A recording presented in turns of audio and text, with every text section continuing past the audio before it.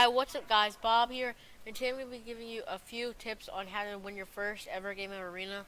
Super simple. Now, am I as good as Laserbeam? No. But am I as good as Booga? Well, I eat boogers for breakfast. I'm sorry. I'm better than Booga, yes. But anyway, yeah. I have a couple of videos on winning arena games myself. So, I say I'm okay, but definitely better than Booger or Booga, sorry. But anyway, now let's get into the video. So there's a couple things that you have to have. One thing you have to do is know which mode you're doing.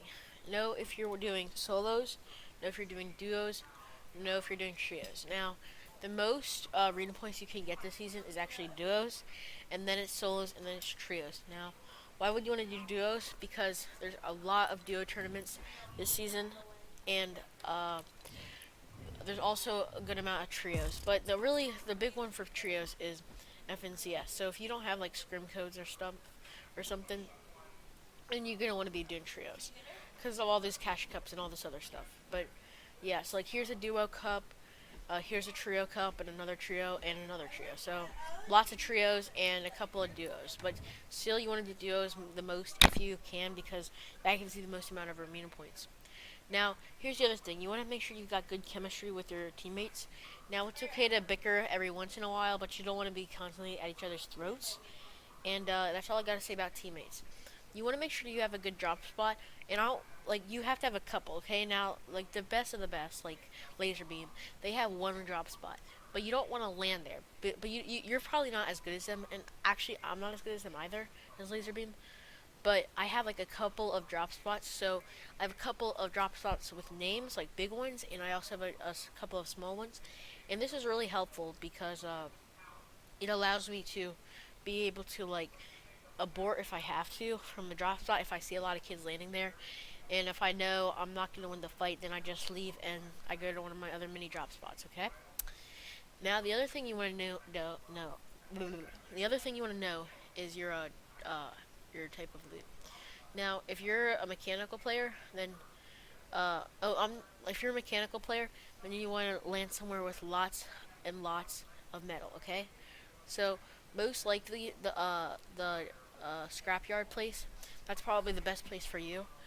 But if you like somebody, if you're one of those people that like lots and lots of animals, or lots and lots of primal guns, then you probably want to land somewhere like Weeping Woods. Now, both types of guns have their advantages and disadvantages. For example, the Primal AR, it's very good close range, but it's got horrible first shot accuracy. Because yesterday, my brother and I we were playing arena duos, and there was a supply drop in the sky. I literally had it right under my reticle, and I did not hit a single shot. So it's very bad long range, unless like it's better like medium to close range, but it's so hard to hit shots long range because you don't have first shot accuracy.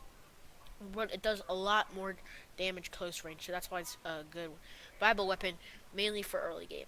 Now, the primal shotgun is literally the best shotgun in the meta. I'm gonna say it's the best shotgun in the meta. It they only nerfed it like a tad. Like I used it earlier today, I felt no difference at all. I it completely squad wiped. It was so easy and it's just literally the best shotgun in the game. I'm just gonna say it.